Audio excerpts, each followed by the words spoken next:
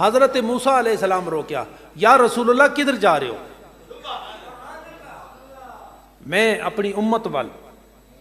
تے اللہ نے کہہ دیتا, فرمایا 50 نمازاں.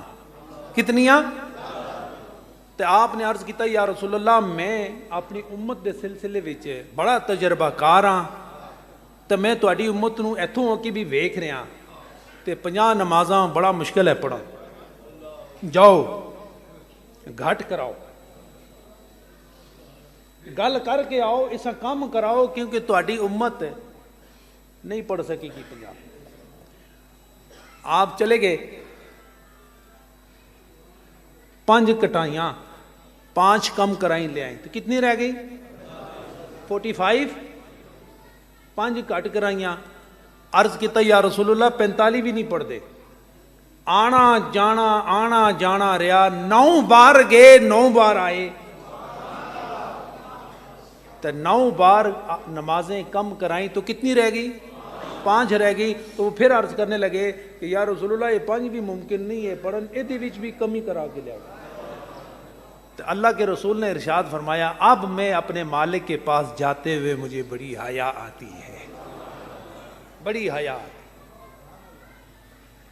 جو لوگ یہ کہتے ہیں کہ انبیاء دنیا سے جانے کے بعد کچھ نہیں کر سکتے, کچھ نہیں دے سکتے, تو ان کو تسی پوچھو تسی نمازاں 5 پڑھ دیو تے اے حضرت موسیٰ نے وفات تو بعد گھٹ کرائیاں تے قبر تو ہو کے بھی کم کر رہے ہیں کہ نہیں؟ بولو. تو ماننا پڑے گا کہ نبی قبر سے باہر ہو تو بھی با اختیار ہوتا ہے, باخبر ہوتا ہے. قبر میں چلا جائے تب بھی با اختیار اور باخبر ہوتا ہے. حضرت موسیٰ اس کی واضح مثال ہے. نبی آتے رہے جاتے رہے, امت کے حق میں نمازیں 5 کم کرتے کرتے 5 رہ گئی. جب 45 ہوئی تو اللہ نے ارشاد فرمایا 45 کم کرتا ہوں تیری خاطر, اب میں تیری امت کے اعزاز کو بڑھانے لگا ہوں. پڑھیں گے 5 ثواب 50 کا عطا کروں گا. کتنے پڑھیں گے؟ 5 تو ثواب. تو گویا ہر نماز نال کتنا ثواب ہے؟ ہر نماز نال 10 ہے ہونا ہی نا گل. ہر نماز نال کتنا؟ 10. تو کوئی ایک پڑھے تو ثواب کتنا؟ تو 2 پڑھے, بولتے چلے جاؤ, 3 4 تے 5 50. تے ہن بھی کوئی خدا نالے سودا نہ کرے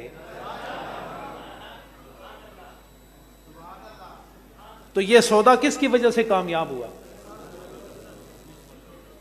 2 شخصیات, ایک نبی دو عالم صلی اللہ علیہ وسلم اور دوسرا حضرت موسیٰ. تو گویا ثابت یہ ہوا کہ خدا اپنے محبوب اور نبی کی ٹالتا نہیں, موسیٰ کی بھی مانی, نبی کی بھی مانی اور اپنی بھی منوا لی.